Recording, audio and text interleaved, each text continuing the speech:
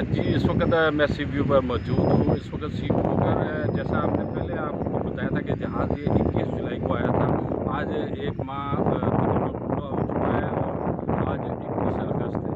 और जो केपीटी इंतज़ामिया थी उन्होंने बार-बार कोशिश की, कभी इसके वो डालने के लिए जो कमंदें होती हैं वो टूट गई, कभी रस्से डाले गए वो टूट गए। आखिरकार आज जो है इसको 40 जो मीटर है इसको समंदर की तरफ जो है वो घुमा लिया गया है।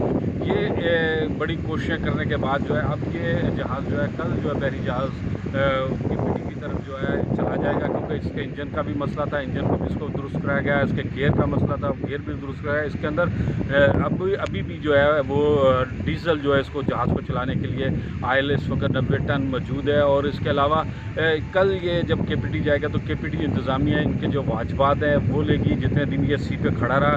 उसके अलावा जो अभी हमारी बात भी हुई है वज़ीर आज़म के मामले ख़ुसूसी मौलवी महमूद से, उनका भी यही कहना था कि बड़ी कोशिशें की गई। बहरहाल इससे ये हुआ कि कराची के जो सी व्यू है इसके ऊपर जो है कोई आलूदगी नहीं फैली, बल्कि बिल्कुल ये इस वक्त महफूज रहा और साहिल भी महफूज रहा है।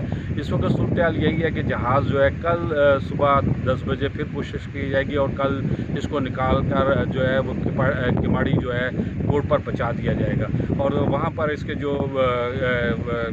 इंतज़ामिया जो इनसे मुआहदा होगा, जो भी बैनुल-अक़वामी क़वानीन के तहत जो कार्रवाई होगी वो की जाएगी। उसके बाद जहाज़ को जो है जाने दिया जाएगा। ये सिंगापुर से जहाज़ जो आया था इसका नाम ट्विन 777 है। 777 ये जहाज़ था और बहरी जहाज़ के जो कैप्टन है उमर, उनका कहना था कि मैंने केपीटी से भी रब्ता किया, पहले बिन कासम चला गया, बिन कासम पे भी रब्ता कायम किया, लेकिन वहाँ भी किसी ने मुझे हेल्प की जो है वो नहीं पहुँचाई।